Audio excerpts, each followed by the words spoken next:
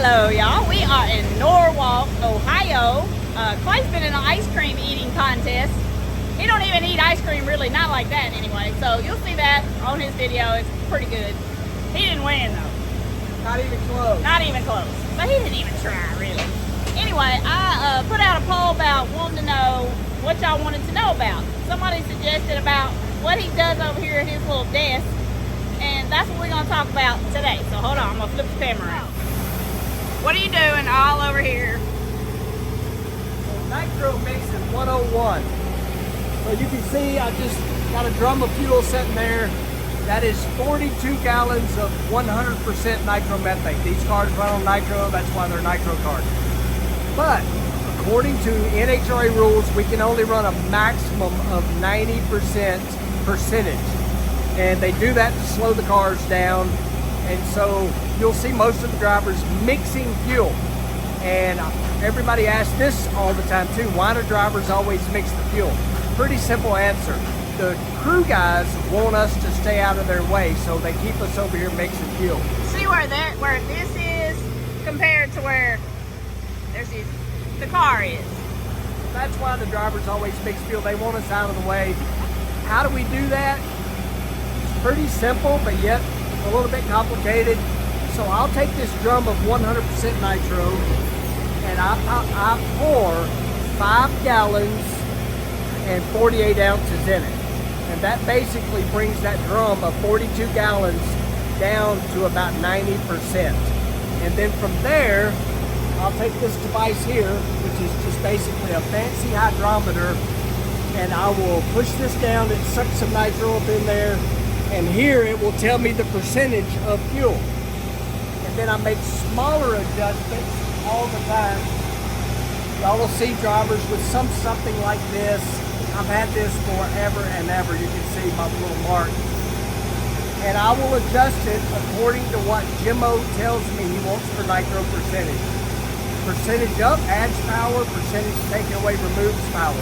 What am I adding? It's methanol, alcohol, whatever you want to call it.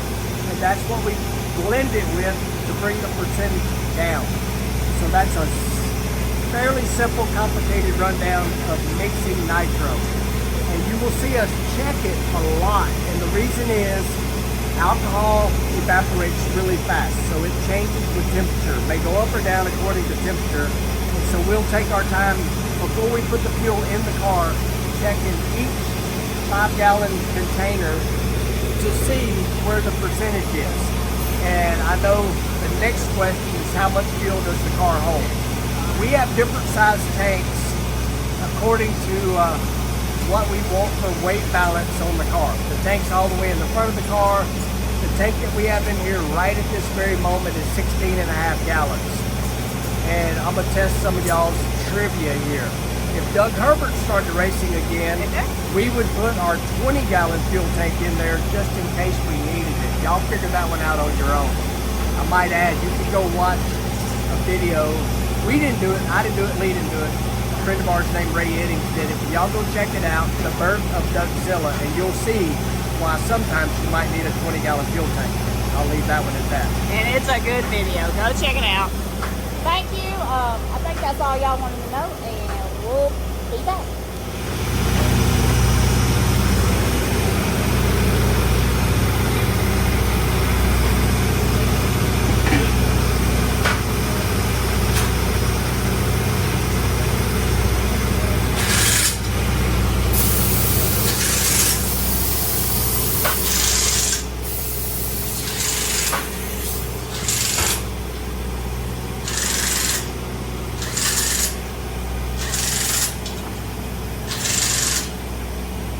Let that percolate a while, stir up all that alcohol, then we'll pump it in the jug and we'll start checking.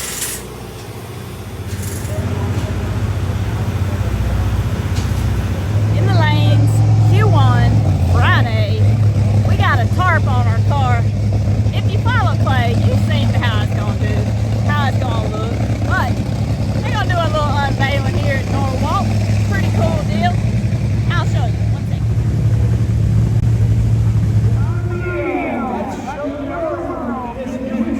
Summit Racing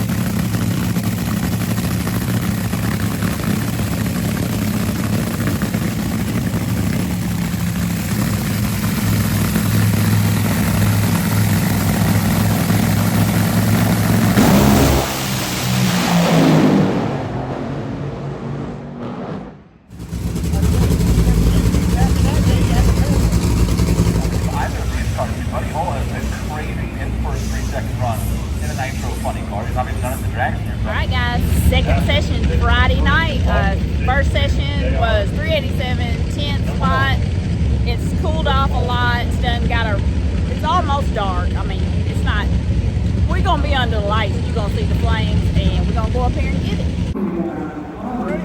Go! Let him up!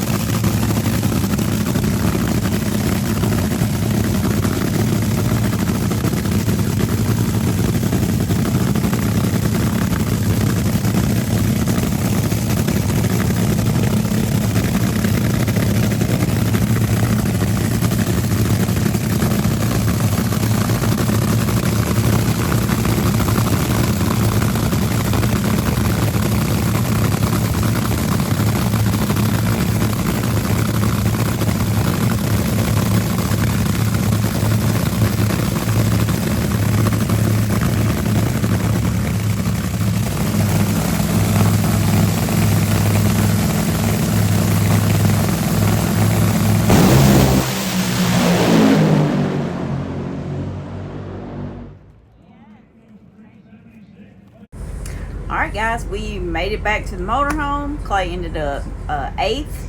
We're hoping for no rain tomorrow. And this is how the provisional number ones went for each category. Anybody that's ever competed at anything, and I mean, I don't care if you like professionally drag raced or if you bowled in a league. Some the mission races, right? Matt won both of those, so I mean, Matt had something. Matt Smith, 105 to the 60-foot clocks.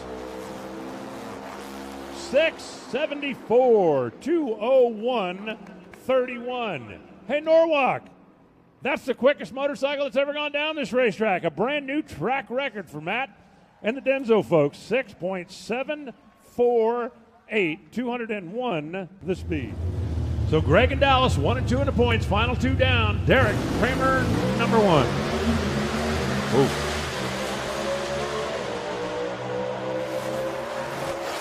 6:59. I knew there was something out there. 2:07.69. Give Greg Anderson 3 points. Move him to the top. 2, JR. Number 1. Doesn't hold. Little Chevy. Little Austin, little Bob.